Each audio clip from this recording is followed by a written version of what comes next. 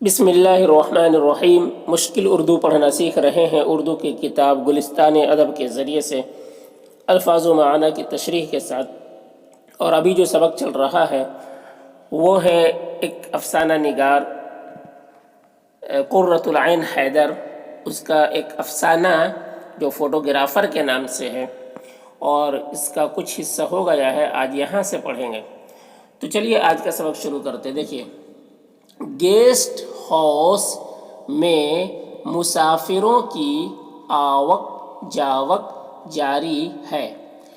Guest house میں مسافروں کی آوک جاوک جاری ہے۔ گیسٹ ہاؤس مہمان خانہ کو کہتے ہیں، مسافر سفر کرنے والے کو کہتے ہیں۔ آوک جاوک یعنی آنا جانا، آوک جاوک یہ آنا جانا کو کہتے ہیں۔ جاری ہے مطلب کنٹینیو ہے، آنا جانا مسلسل ہو رہا ہے، کنٹینیو ہو رہا ہے۔ گیسٹ ہاؤس میں مسافروں کی آوک جاوک جاری ہے۔ فوٹوگرافر کے کیمرے کی آنکھ یہ سب دیکھتی ہے۔ فوٹوگرافر فوٹو کھینچنے والا، اس کا کیمرہ، فوٹوگرافر کے کیمرے کی آنکھ یہ سب دیکھتی ہے اور خاموش رہتی ہے، اور خاموش رہتی ہے۔ یعنی جو فوٹوگرافر ہے وہ سب کچھ دیکھ رہا ہے، کون آ رہا ہے کون جا رہا ہے، سب کچھ دیکھتا ہے لیکن خاموش رہتا ہے۔ تو کہہ رہے ایک روز شام پڑے، ایک نوجوان اور ایک لڑکی گیسٹ ہاؤس میں آن کر اترے۔ ایک روز شام پڑے، شام پڑے مطلب شام ہوتے ہی، ایک نوجوان اور ایک لڑکی گیسٹ ہاؤس میں آن کر اترے۔ آن کر یعنی آ کر اترے۔ یہ دونوں انداز سے ماہ اصل منانے والے معلوم نہیں ہوتے تھے۔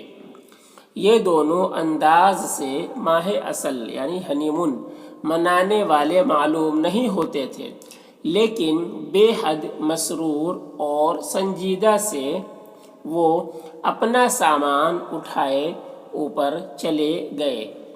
لیکن بے حد مسرور، بے حد یعنی بہت زیادہ، مسرور یعنی خوش، اور سنجیدہ یعنی اطمینان سے۔ لیکن بے حد مسرور اور سنجیدہ سے وہ اپنا سامان اٹھائے اوپر چلے گئے۔ اوپر کی منزل بالکل خالی پڑی تھی۔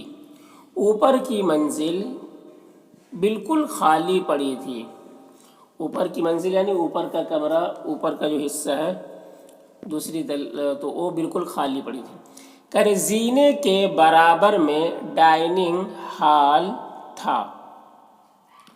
زینے کے برابر میں ڈائننگ ہال تھا۔ زینہ کہتے ہیں سیڑھی کو، جو اوپر جانے کے لیے چھت پہ یا اوپر کی منزل پہ جانے کے لیے جو سیڑھی ہوتی ہے اسے زینہ کہتے ہیں۔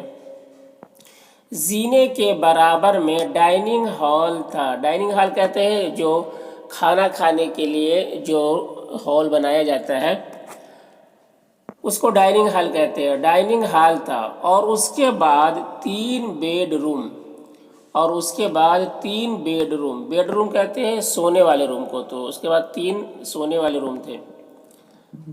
یہ کمرہ میں لوں گا، یہ کمرہ میں لوں گا، نوجوان نے پہلے بیڈ روم میں داخل ہو کر کہا۔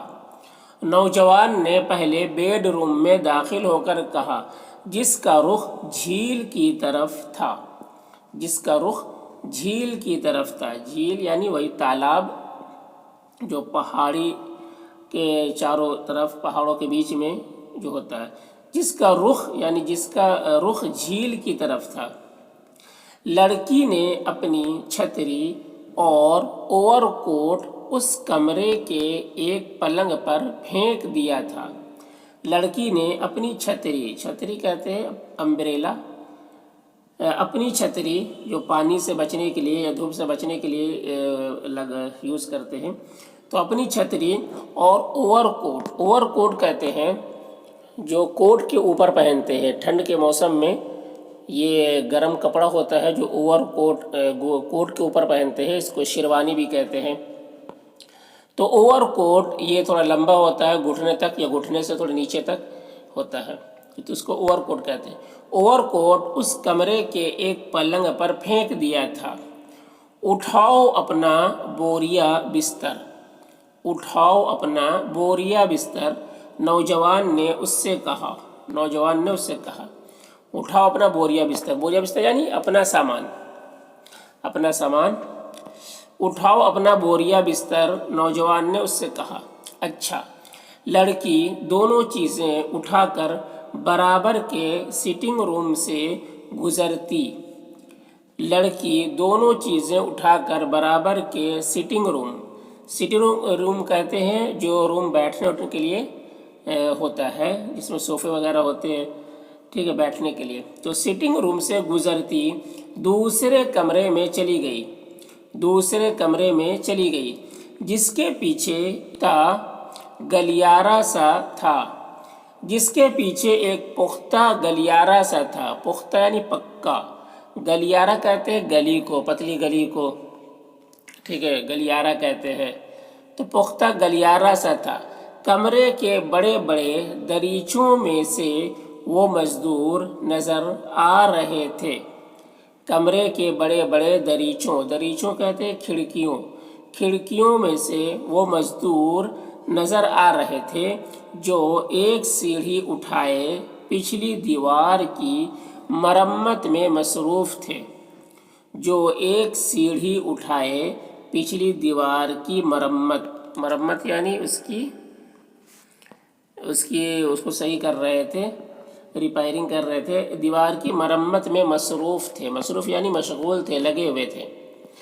ایک بیرا لڑکی کا سامان لے کر اندر آیا، ایک بیرا یعنی خادم، نوکر، ایک بیرا لڑکی کا سامان لے کر اندر آیا اور دریچوں کے پردے برابر کر کے چلا گیا، اور دریچوں یعنی کھڑکیوں کے پردے برابر کر کے چلا گیا۔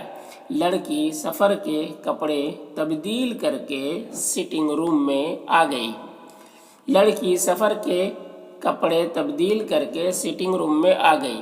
نوجوان آتش دان کے پاس ایک آرام کرسی بیٹھا کچھ لکھ رہا تھا۔ نوجوان آتش دان کہتے ہیں انگیٹھی کو، جو ٹھنڈ کے موسم میں جس میں آگ ہوتی ہے، دھیمی دھیمی آگ تاپتے ہیں تو اس کو انگیٹھی کہتے ہیں، آتش دان کہتے ہیں۔ آتش دان کے پاس ایک آرام کرسی پر بیٹھ کر کچھ لکھ رہا تھا۔ اس نے نظریں اٹھا کر لڑکی کو دیکھا، اس نے نظریں اٹھا کر لڑکی کو دیکھا۔ باہر جھیل پر دفعتاً اندھیرا چھا گیا تھا، باہر جھیل پر دفعتاً یعنی اچانک اندھیرا چھا گیا تھا۔ وہ دریچے میں کھڑی ہو کر باغ کے دھندلکے کو دیکھنے لگی، وہ دریچے میں کھڑی ہو کر باغ کے دھندلکے کہتے ہیں، دھندلکے یعنی وہی دھندلا پن، اندھیرا سا چھا گیا تھا تو تھوڑا دھندلا سا فضا ہو گیا تھا، باہر کا موسم باغ کا، تو وہی چیز کو دھندلکے، باغ کے دھندلکے کو دیکھنے لگی۔ پھر وہ بھی ایک کرسی پر بیٹھ گئی، نہ جانے وہ دونوں کیا باتیں کرتے رہے۔ فوٹوگرافر جو اب بھی نیچے پھاٹک پر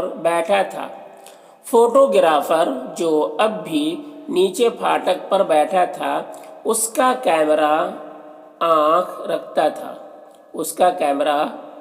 رکھتا تھا، لیکن سماعت سے عاری تھا،